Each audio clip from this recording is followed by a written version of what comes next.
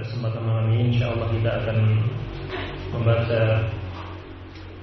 sebuah fatwa terkait dengan permasalahan ruqyah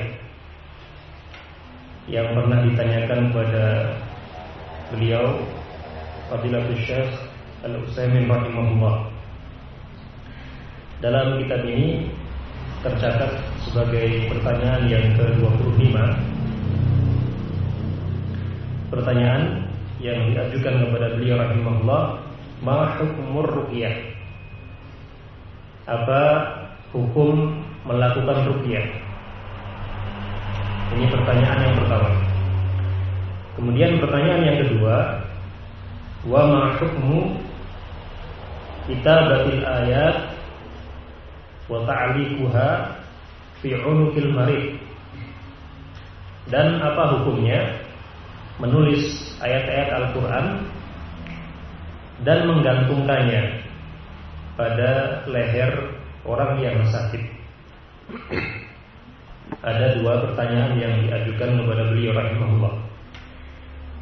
Adapun ruqyah sendiri telah kita ketahui definisinya, sebagaimana dijelaskan oleh ulama bahwa ruqyah merupakan sebuah metode pengobatan yang diajarkan oleh Rasulullah SAW dengan cara membacakan ayat-ayat Al-Quran atau doa-doa kepada orang yang sakit.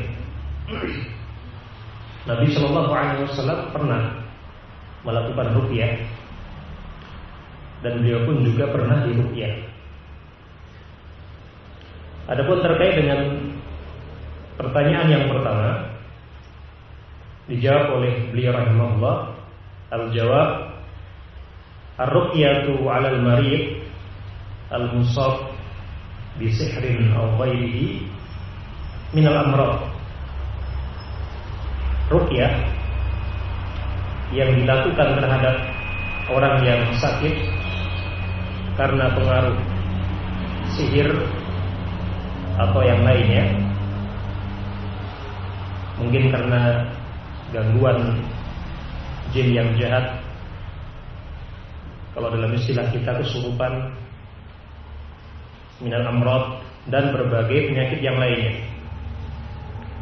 Dan bahkan ruqyah ini terbukti sangat mujarrab, terbukti sangat berkhasiat untuk mengobati penyakit-penyakit fisik, penyakit-penyakit jasmani,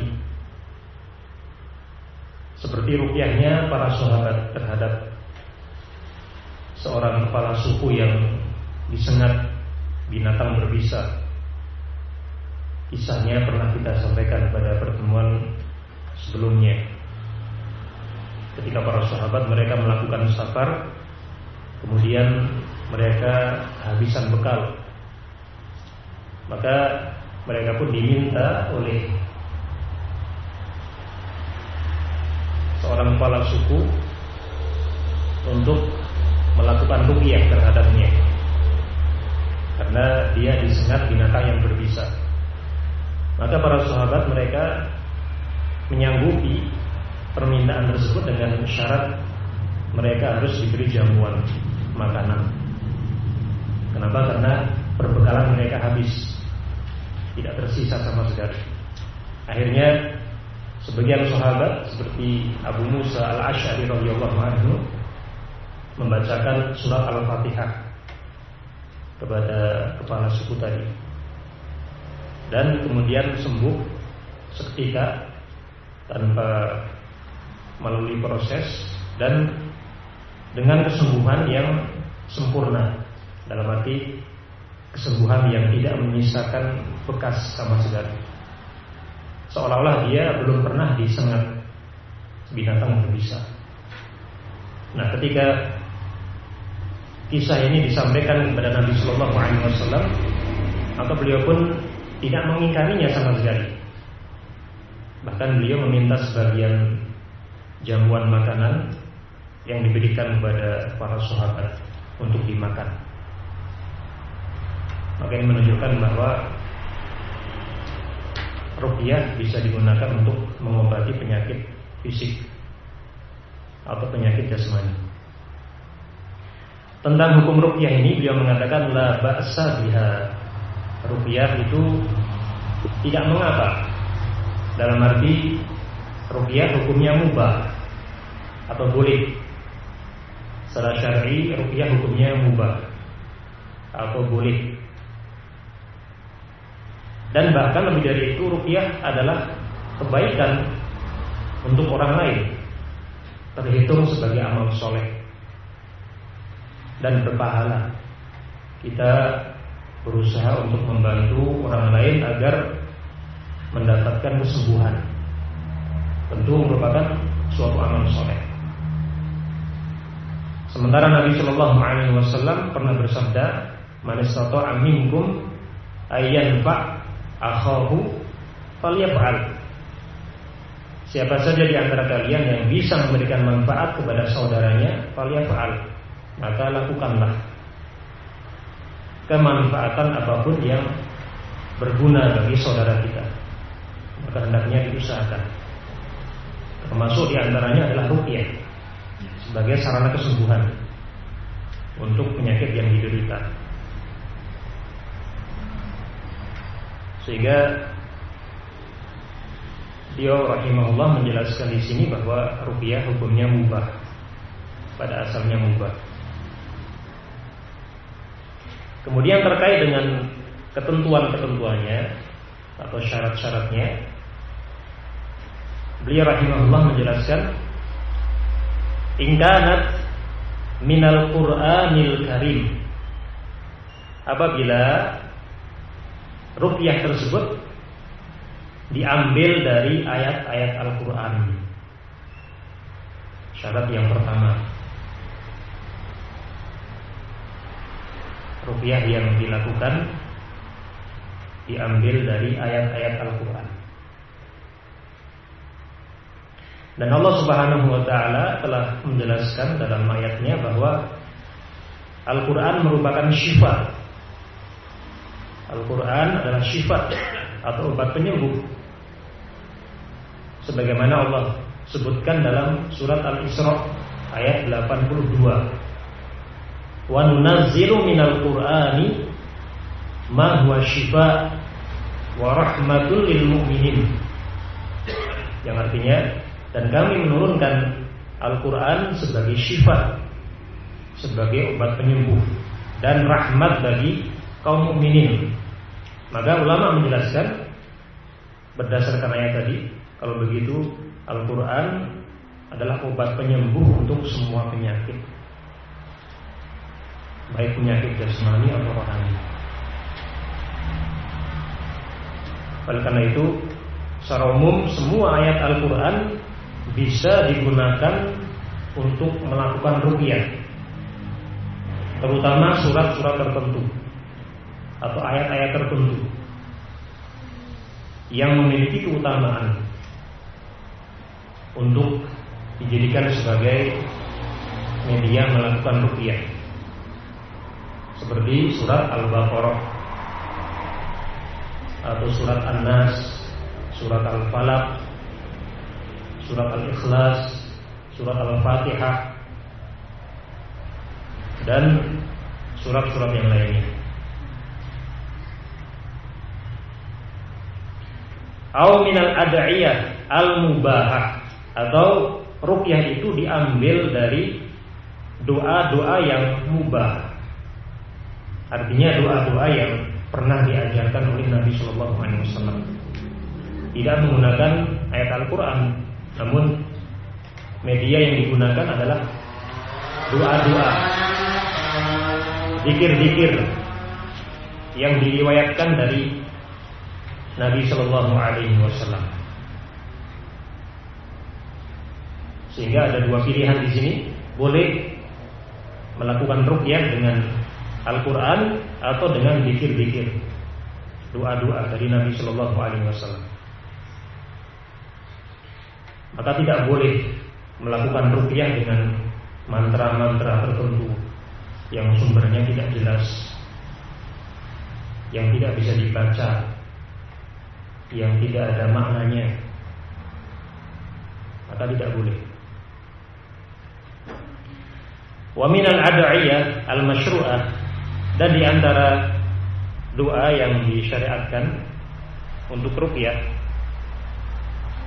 salah satu doa yang pernah diajarkan oleh Rasulullah SAW untuk melakukan ruqyah adalah apa yang disebutkan dalam sebuah hadis riwayat Muslim. Nabi Shallallahu Alaihi Wasallam mengajarkan sebuah doa untuk ruqyah. Kata beliau, Bismillahi arqika. Bismillah, dengan menyebut nama Allah. Arqika, aku meruqyahmu. Min kulli da'in yu'dhika, dari setiap penyakit, yu'dhika, yang mengganggumu, yang menyakitimu. Min syarri kulli nafsin aw ainin hasid, dari keburukan setiap jiwa, dari keburukan setiap jiwa, au ainin hasid, atau mata yang hasad. Allahu yashfika, semoga Allah menyembuhkanmu. Bismillahi arqika, dengan menyebut nama Allah, arqika, aku meruqyahmu.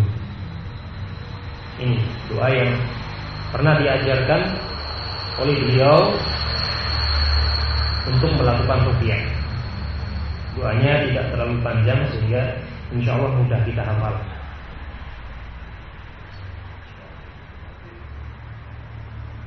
Wa minha, dan juga di antara doa yang pernah beliau ajarkan,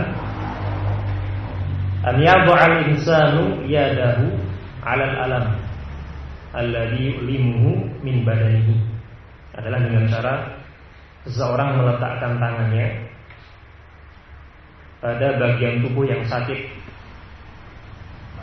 dengan telapak tangan kanan diletakkan pada bagian tubuh yang sakit. Fayaqul, kemudian membaca a'udzu billahi wa izzatihi, a'udzu billah, aku berlindung dengan nama Allah, wa izzatihi, dan kemuliaannya, min syarri ma ajidu wa uhadir, dari segala keburukan yang aku jumpai, wa uhadir, dan aku khawatirkan.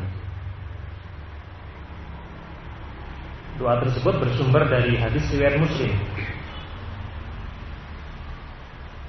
dan redaksinya lebih pendek sehingga insyaallah lebih mudah kita hafal.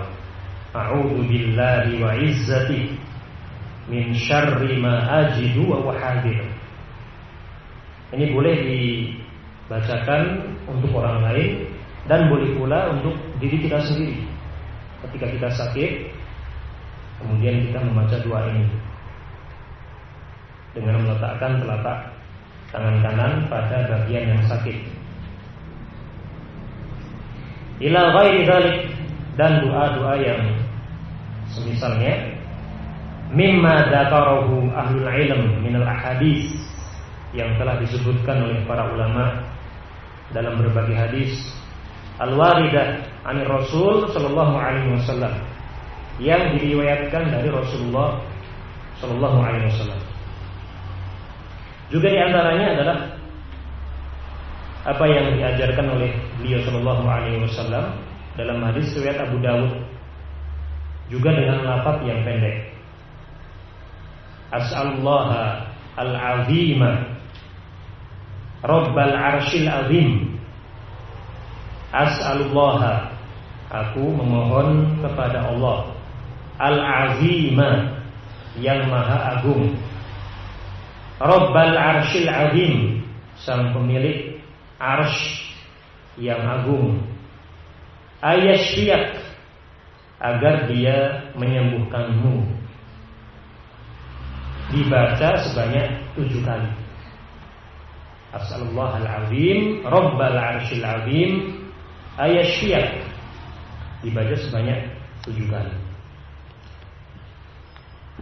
Maka boleh diamalkan semuanya selama bersumber dari hadis yang sahih. Kemudian ma'asyiral muslimin rahimakumullah, hadirin yang dirahmati oleh Allah Subhanahu wa taala, kita masuk kepada jawaban untuk pertanyaan yang kedua terkait dengan hukum menulis ayat Al-Quran pada sebuah kertas, kemudian menggantungkan kertas tersebut pada leher orang yang sakit. Kalau dulu di zaman jahiliyah, orang-orang Arab biasanya menggantungkan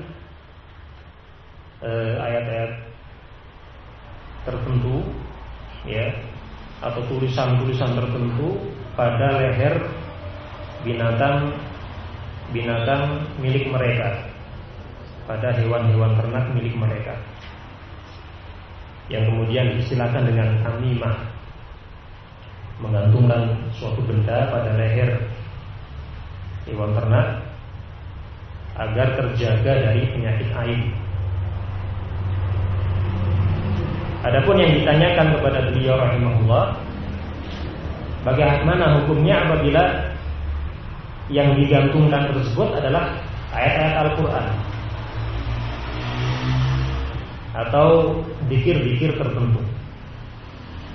Maka hukumnya, kata beliau rahimahullah, faqad ikhtalafa ahlul ilm fi dzalik, maka sungguh para ulama telah berbeda pendapat tentang hal tersebut. Ada silang pendapat di antara para ulama. Kalau media yang digunakan adalah Al-Quran atau doa-doa yang diajarkan oleh Nabi Shallallahu Alaihi Wasallam. Kalau yang digantungkan adalah jimat misalnya, maka para ulama telah sepakat hal tersebut tidak diperbolehkan dan hukumnya haram. Faminhum man ajaza, maka di antara ulama ada yang membolehkannya. Sebagian ulama berpandangan hal tersebut diperbolehkan. Wa minhum man mana'ah, namun ada di antara mereka yang melarangnya. Secara umum terbagi menjadi 2 pendapat. Satu pihak melarang hal tersebut, pihak yang lain membolehkannya. Nah, mana di antara kedua pendapat ini yang lebih benar? Kata beliau, wal aqrab al man'u min dzalik. Dan pendapat yang lebih mendekati kebenaran adalah hal tersebut tidak diperbolehkan. Meskipun yang digantungkan adalah ayat Al-Quran atau doa-doa dari Nabi Sallallahu Alaihi Wasallam, tetap tidak diperbolehkan. Lianna hadza lam yarid an Nabi Sallallahu Alaihi Wasallam. Adapun alasannya, kata beliau, karena perbuatan seperti ini tidak pernah diriwayatkan dari Nabi Sallallahu Alaihi Wasallam. Sama sekali belum pernah dilakukan oleh Rasulullah Sallallahu Alaihi Wasallam. Padahal beliau bisa saja melakukannya. Namun beliau Sallallahu Alaihi Wasallam tidak pernah melakukannya. Wa innamal waridu an yaqra'a 'alal marid. Namun hanyalah yang diriwayatkan dari beliau Sallallahu Alaihi Wasallam adalah beliau pernah membacakan ayat Al-Quran atau doa kepada orang yang sakit. Ini yang dituntunkan oleh Nabi Sallallahu Alaihi Wasallam. Bukan dengan cara menggantungkan ayat Al-Quran, namun membacakannya kepada orang yang sakit. Amma an tu'allaqal ayat awil ada'iyah 'alal marid fi 'unuqih. Adapun perbuatan menggantungkan ayat Al-Quran atau doa pada leher orang yang sakit, au biyadi, atau pada tangannya, au tahta wisadati, atau di bawah bantalnya, wa ma asbaha dzalik, atau perbuatan yang semisalnya, mungkin digantungkan di atas pintu dan yang semisalnya. Fa inna dzalika minal umur al-mamnu'ah 'ala al-qaul ar-rajih, maka perbuatan seperti itu merupakan perbuatan yang terlarang, tidak boleh menurut pandangan agama Islam. 'Ala al-qaul ar-rajih, berdasarkan pendapat yang lebih kuat. Nah, kemudian ulama juga menjelaskan alasan-alasan yang lain kenapa perbuatan seperti itu tidak diperbolehkan. Alasan yang pertama tadi telah kita sampaikan, adalah karena Nabi Shallallahu Alaihi Wasallam belum pernah sama sekali melakukannya. Nah, kemudian alasan yang kedua kata para ulama adalah karena keumuman dalil-dalil yang melarang seorang muslim untuk melakukan tamimah, untuk menggantungkan benda-benda tertentu pada manusia atau binatang atau yang lainnya, dengan tujuan untuk menolak bala, untuk menangkal musibah. Dalilnya sangat jelas. Tamimah termasuk kesyirikan, kata Nabi Shallallahu Alaihi Wasallam. Maka ini mencakup semua benda yang digantungkan, semua media yang digantungkan pada orang yang sakit. Nabi SAW tidak pernah memberikan perincian kalau Al-Quran diperbolehkan, kalau yang lainnya tidak boleh. Nabi SAW melarang secara mutlak benda apapun yang digantungkan pada manusia atau hewan, untuk tujuan tadi, untuk menangkal musibah atau mendatangkan manfaat, maka tidak diperbolehkan. Kemudian alasan yang kedua kata para ulama adalah berdasarkan faedah saddud dzari'ah. Saddud dzari'ah sebagai upaya untuk menutup celah agar tidak terjerumus kepada perkara yang lebih diharamkan. Karena bisa jadi pada awalnya seseorang menggantungkan ayat Al-Quran pada lehernya, namun kemudian bermudah-mudahan sehingga dia menggantungkan benda-benda yang lain. Nah, kemudian orang lain juga akan menyangka bahwa perbuatan tersebut diperbolehkan. Mungkin orang lain akan menyangka, oh ternyata menggantungkan jimat diperbolehkan. Dikhawatirkan akan memunculkan kesan seperti itu. Kemudian alasan yang keempat, perbuatan seperti itu bisa menyebabkan Al-Quran atau hadis terhinakan. Bisa menyebabkan Al-Quran atau hadis terhinakan. Sangat mungkin seorang ketika masuk ke tempat-tempat yang kotor, na'udzubillah min dzalik, dia lupa untuk melepas ayat yang bertuliskan Al-Quran ketika masuk ke WC, ke kamar mandi, ke tempat sampah, ketika berbaring posisinya berada di bawah, dan lain sebagainya. Padahal tidak boleh membawa mushaf atau kertas yang bertuliskan Al-Quran ke tempat-tempat yang kotor sebagai bentuk pemuliaan terhadap ayat-ayat Al-Quran. Sangat mungkin sekali pelakunya akan lupa untuk melepas terlebih dahulu, sehingga membawanya ke tempat-tempat yang kotor. Na'udzubillah min dzalik. Maka berdasarkan argumen-argumen tadi, bisa kita ambil kesimpulan bahwa pendapat yang lebih kuat adalah perbuatan tersebut tidak diperbolehkan.